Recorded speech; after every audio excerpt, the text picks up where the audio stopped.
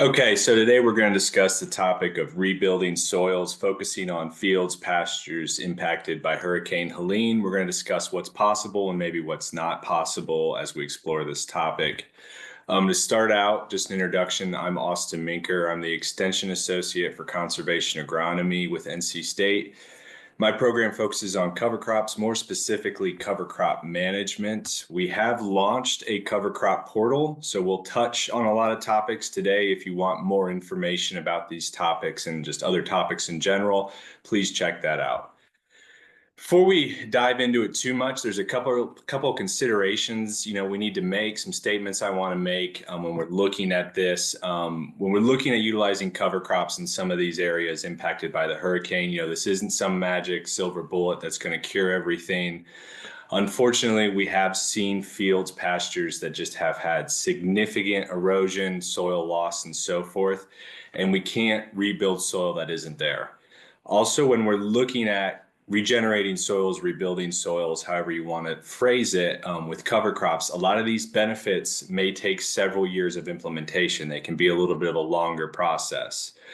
I know don't want to sound like the bearer of bad news. I just want us to start with realistic expectations with this, but still think there is some really good positive ways we can rebuild after the hurricane with cover crops. Three kind of tactics I think we should focus on. One is we should protect what is left in the field that's been impacted by flooding and perhaps vulnerable. Think of ways we can add things back to our field with cover crops that may help with future productivity and mitigate certain challenges that have perhaps increased in severity due to the flooding events. One more thing is when we're talking about cover crops in general, kind of across the board, it is not a one-size-fits-all approach. There's a lot of variability when it comes to exactly what species you want, how you want to manage them on your farm. And that really applies to this situation. I think it'd be a good idea to reach out to county agents, other people to help assess your fields, pastures, and get their input on how maybe cover crops could work on your farm and so forth. And definitely feel free to, with your county agents, reach out to me for any information help as you go about that. So when we're talking about cover crop benefits, unfortunately, we don't have time to dive into this in more detail. The portal has a lot of good information there, but there's certain benefits that I think we can focus on to attack those three tactics that we mentioned earlier. First, when we're talking about protecting what is still there, but maybe a little more vulnerable, using cover crops to prevent additional erosion in our fields. When we look at our biodiversity, during that flooding event, microbial populations and so forth maybe took a significant hit. In fields left fallow post-flood, they're still probably hurting. So can we use cover crops to help them along? And nutrient scavenging, likely flooded fields had significant nutrient loss, but can we keep what's remaining within the field? When we're talking about adding back to the field through cover crops, soil organic matter is one of the top ones that come to mind. We'll discuss all these in more detail, but we can maybe get some increases in soil organic matter through cover crops. Biodiversity, we already mentioned, helping the stuff that's still there, but can we just increase our biodiversity overall through cover crops? And nitrogen fixation with legume cover crops, can we add nitrogen back into these soils and maybe save us some money by reducing expensive nitrogen inputs? And then lastly, two issues that I think maybe impacted fields are experiencing: soil compaction and weeds, an increase in weeds if they're being left fallow after that flood. How can we use cover crops to help mitigate some of these increasing challenges? So starting out, how do we protect what's vulnerable? We're going to focus on erosion. Like we mentioned, there was probably significant erosion during the event, but if that field is left bare and fallow, it's still very susceptible to future wind and water erosion. So getting some ground cover with those cover crops on that soil can really help provide that physical protection above ground, but also those roots growing in the soil can help keep that soil in place. This is a really good one because this can be a pretty short-term, immediate impact that we're creating just by getting some growth on the soils. But beyond that, more long-term with erosion prevention, we can see with long-term cover crop adoption that, we can improve soil aggregate, soil structure. And if we're able to accomplish that, we can create soils that are perhaps more resistant to erosion in the future. So both short-term and long-term strategies here. If you're thinking of species to focus on this, I'll tell you, you can't go wrong. Any kind of vegetative growth is going to help. But if you really want to focus in on this, think of some high biomass, quick growing cover crops, mainly small grains, grasses. So cool seasons, cereal rye, wheat, triticale would be, some examples. Warm seasons, Sudan grass, Sudex, pearl millet, just to name a few. Moving to nutrient scavenging, again, we mentioned, but good chance there was significant nutrient loss in this flooding. But again, if we're just leaving these fields bare, there is still a lot of potential for even further nutrient loss out of that fields, particularly nitrogen. It's water soluble. So if we get a cover crop growing on there, it's going to take up those nutrients and hold it in our fields and release it as it decomposes. So we can just keep what nutrients remaining are in the field at a better rate. Species to think about this: cereal rye, triticale radish are well known for this, particularly nitrogen we're focusing on, but any kind of plant growth will help. The one thing to note is if we are focusing on nitrogen, legumes aren't going to be great at accomplishing this. They fixate their own nitrogen, so they're really not going to pull it out of the soil at that significant of a level. And biodiversity, during the flooding itself, a lot of our biodiversity microbial populations probably took a decent hit. But let's think post-flooding. Again, if we don't have good vegetative growth on these fields, we could be causing further harm to the biodiversity in our soils. We could be experiencing something called flood syndrome, which is pretty much the same as fallow syndrome, just lack of vegetative growth. We're causing more harm to our microbial populations, particularly mycorrhizal fungi, which have a long list of benefits. When we look at our soils as an ecosystem, plants are what feed that ecosystem, starting with root exudates. They feed the microbial population, and it all, compounds from there. So can we get some vegetative growth on these fallow fields that were impacted to help the biodiversity that remains? When you're thinking of species with this, honestly, you really can't go wrong.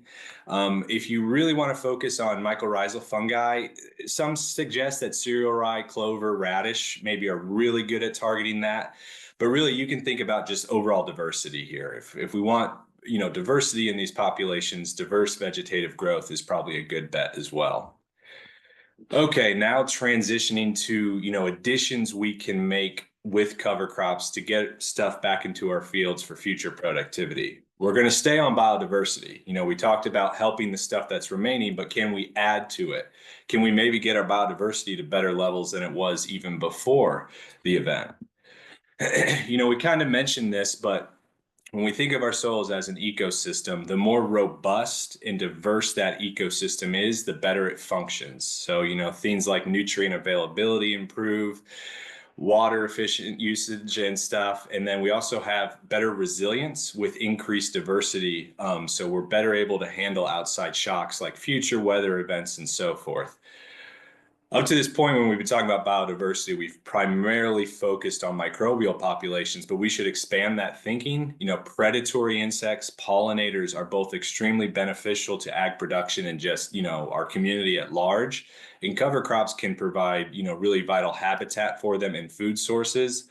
We maybe think, especially pollinators, maybe lost a significant amount of food sources during this event. So can we use cover crops to help reestablish and grow those populations? Species focusing specifically on pollinators.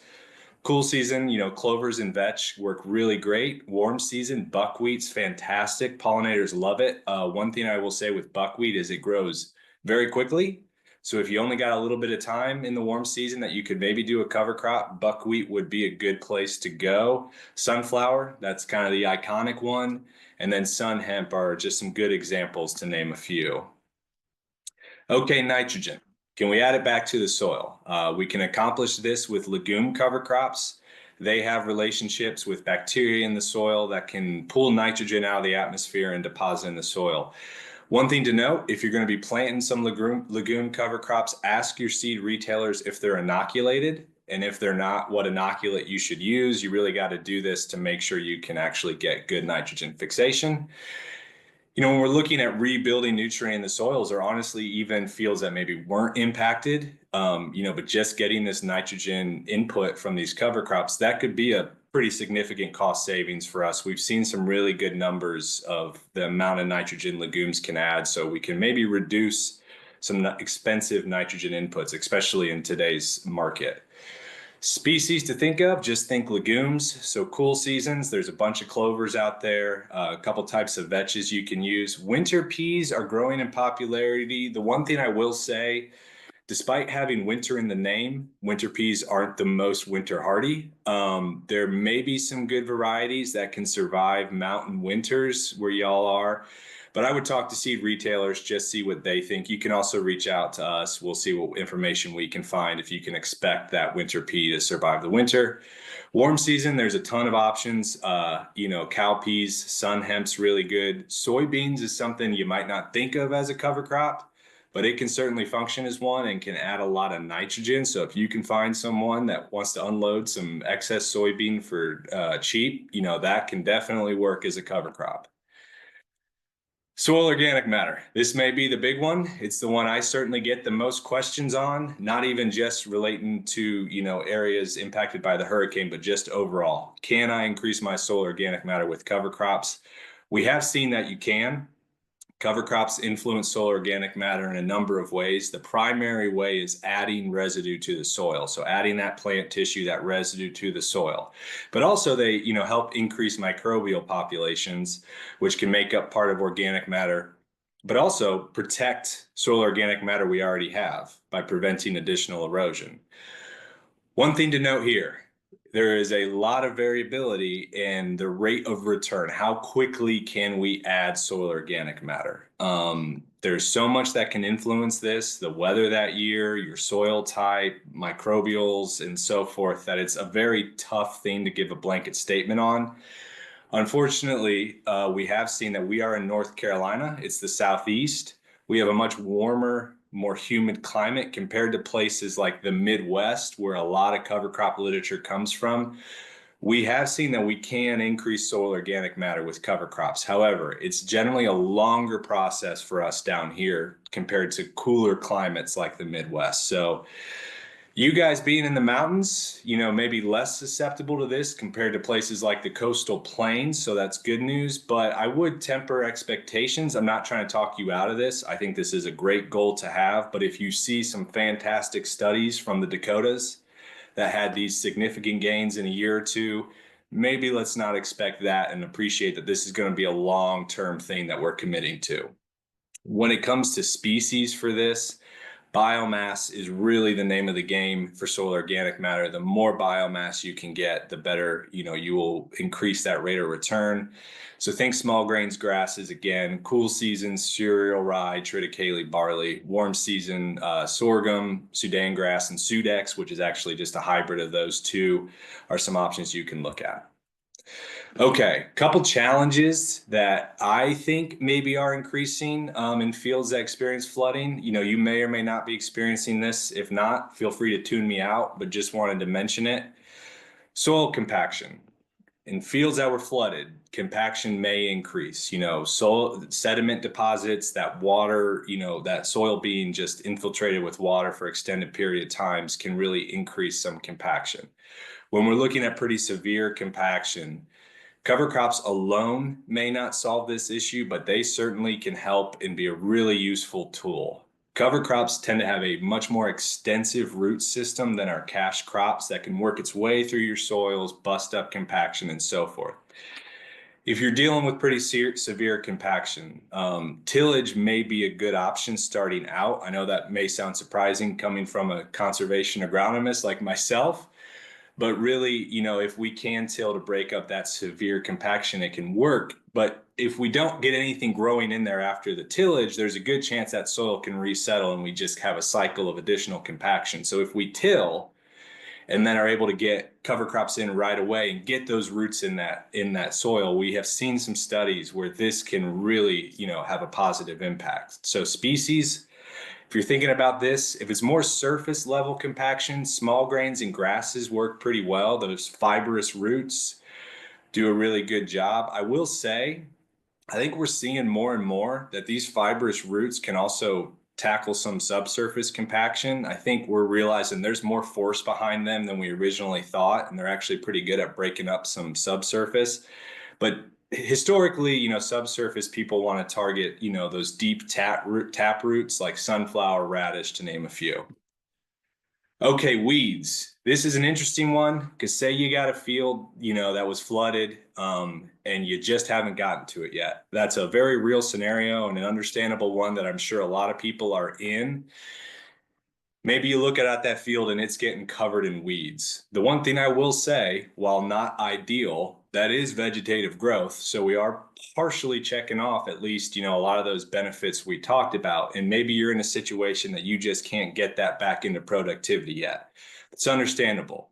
If you're going to leave it in weeds, maybe think about mowing it every now and then to prevent those weeds from reseeding. Because if you're allowing them to reseed, you're really contributing to that weed seed bank. And then when you do want it to go back into production, you got that big issue. If you can do cover crops instead, that may be easier. The idea behind cover crops and weeds, I think the most simple way to put it is cover crops are trying to take up space from weeds, and we're better able to kill a cover crop than we are able to kill a weed. So that's kind of the idea. Some other mechanisms how cover crops can help with weeds is just compete for resources while they're alive. If you get that cover crop established, it can help rob those weeds of water and nutrients and so forth, both while they're alive and left as residue on the surface after termination, like we see in this photo here. Cover crops can help shade out weeds, decrease germination, early growth, and so forth. And certain cover crops, mainly cereal rye, we're increasingly learning it may release some allelopathic chemical compounds that can decrease weed germination. So when we think about cover crops and weeds, think, both while that cover crop's alive, and also if you can leave that residue on the surface, that can help as well. For species with this, you got to think biomass again. Significant biomass can really help have really thorough weed control. So again, small grains grasses generally. So cool season, cereal rye, triticale wheat can work pretty well. Warm season, Sudex, sun hemp, which happens to be a legume, so you can get some nitrogen there as well. I will say sun hemp puts on pretty good biomass. It grows pretty upright, so maybe its shading while it's alive isn't as ideal as some of the other ones. It still does a pretty good job, but it's certainly going to compete for resources. And if you're laying down that residue, that'll help with shading as well. Then there's a lot of millets that you can also rely as well for good biomass. But this will be a pretty extensive list, but just think high, fast growing cover crops. Okay, some tools, some useful tools to help you implement what we've talked about, work through cover crops on your farm. Due to time, I'm primarily going to focus on the cover crop selector tool. These tools, I'll mention some others. It comes from a group of researchers called Precision Sustainable Agriculture, or PSA for short. This is researchers from different universities, organizations all contribute to this. These tools are all free and they are online. This one will help you sort through, find the right cover crop species for you, and just learn more about different species in general. So you'll put in your state, you'll find your specific field location, you will tell it your cover crop goals. You can also put in your cash crop growing window, and it's going to generate something like this. This will be a list of cover crop species and show you how they perform at the different goals you mentioned. So top one, cereal rye. Goal one was nitrogen fixation. Well, it's not a legume, so it's getting 0 out of 5 for that. But the other two were like weed suppression and organic matter, which are biomass dependent. And cereal rye is one of the biomass keens, so it's really good at those goals. To the right of that dark green bar is the recommended planting date for those cover crop species based on your location. Pink bar is that cash crop growing window, so we can easily see which ones we can work in nice around our cash crops. To the left of the screen, that filters panel, those all drop down and you can sort through, cross off species if they don't meet certain requirements for environmental tolerance, growth traits, and etc. Now, if you click on the name of the cover crop species, this page pops up. A lot of good information here. This scrolls down quite a ways. This is going to tell you what benefits that species is all good at achieving, what challenges from a management standpoint we maybe need to think of with that species, planting recommendations, termination recommendations, and so forth. So I'd strongly recommend reading through that page. Okay, some additional tools and resources. Don't have time to go through these in a bunch of detail. Just want you to see them. Definitely feel free to reach out if you need any help working through them. But sticking with PSA, they have a seeding rate calculator, which can help you develop a mix of cover crops and find the right ratios of that mix. I will say North Carolina, the tool is up. The list of cover crop species you can select is somewhat limited. They're working on updating it. Just give them time. I will say, because most of you guys are going to be somewhere around hardiness zone 7, something like that. You could just say you're in Maryland, which has a bunch more species, and that'd be a pretty solid recommendation as well. The nitrogen calculator tool is a little bit more of a robust tool, I will say, to utilize it to its maximum potential. You got to have a good idea of how much biomass you achieved with your cover crop and the chemical makeup of that tissue. So that would maybe require some sampling. They are working on some updates to help estimate these, and you don't have to do as much work. But this is going to show you two things. It's going to show you the nitrogen impact from that cover crop residue. What is it doing to the available nitrogen in our soils for that following cash crop? It's also going to show you if you left that residue on the surface, how long will it remain there? Economic decision support tool. This is kind of your accounting software for cover crops. If you're implementing them and really want to know how they're impacting you financially, this is the tool for you. It asks for a lot of inputs, but it requires that level of analysis to really see how cover crops are changing our management, our costs, and our revenues on our farm. Already mentioned the NC State cover crop portal. Would check that out, but also the soil health portal would be a great thing to look at as well. Just soil health overall, but they also have some good cover crop recommendations. And then Southern Cover Crops Council. This is a faculty from universities across the Southeast. Farmers have input on this. They have a lot of really good info on cover crops, benefits, challenges, management considerations, and everything.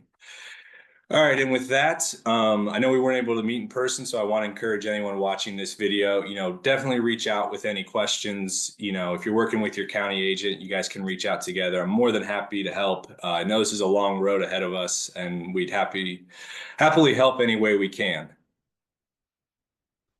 Awesome. Thanks, Austin. Yeah. Um, I guess one of the questions I would have for you, as you've been kind of answering questions from farmers and growers in the aftermath of Helene specifically, um, what would you say have been the most common questions that you've been asked? Yeah, I think specifically with actual farmers, I will say I was out there, I think 3 days after the hurricane, working at one of the distribution centers. We primarily were working with livestock producers that just needed to establish some kind of grazing because of the hay concerns moving forward. There is some good cover crops for that. Cereal rye is a pretty good one. There's wheat, a lot of those small grains. I'm not going to say it's going to be fantastic, but it's pretty good grazing. So we actually did some work, got some of that stuff established. Honestly, we're pleasantly surprised. We kind of got it established later than we typically would recommend, but it took. Other than that, I think, there has been some questions that I've received about contaminants and using cover crops to pull out contaminants. That is something we don't know a ton about. It's not heavily researched. And to be honest, most of the research has taken place in India and Pakistan. And they have seen some mustards, a couple other brassicas are maybe okay at pulling out heavy metals. I would not recommend that at the moment. One thing you got to realize is we just don't know across the board how they do with these metals. And the other thing you got to realize is for that to work, you have to actually remove the residue. You can't let it decompose. So that's a big thing. You got to bale it, take it off the field and stuff. I think Stephanie's going to talk more about that. I think we have maybe some better strategies as far as dealing with those contaminants. But certainly, we could explore those options moving forward, but just with the understanding that we're not maybe the most knowledgeable about it yet. No, that's great. And kind of building off of that, obviously, like with where we were with Helene, we might not have fit in optimally with like the Mhm. planting windows of like say rye, for example. But Yeah. I know some of the guidance maybe in the aftermath was, maybe you don't get 100% coverage or as ideal coverage, but any coverage is better than no coverage, kind of. What is your thoughts on that? No, I agree 100%, especially if we're looking at a field that's really bare or something. Definitely any kind of coverage we can get is better than none. And, to be honest, like I always strongly emphasize planting date recommendations, but there was a lot of guys that had been farming for years, and they're like, "Oh man, I could plant this in December; it'll be fine." And guess what? Sometimes that firsthand knowledge is right, and they did it, and they sent me pictures, and guess what? They got a pretty decent stand of cereal rye. So if we can get it planted earlier, fantastic, but we got to accept the circumstances, and I think there's a lot more flexibility and just getting some coverage is better than none. Awesome. Well, that's all Mhm. the questions I have. Thanks again for being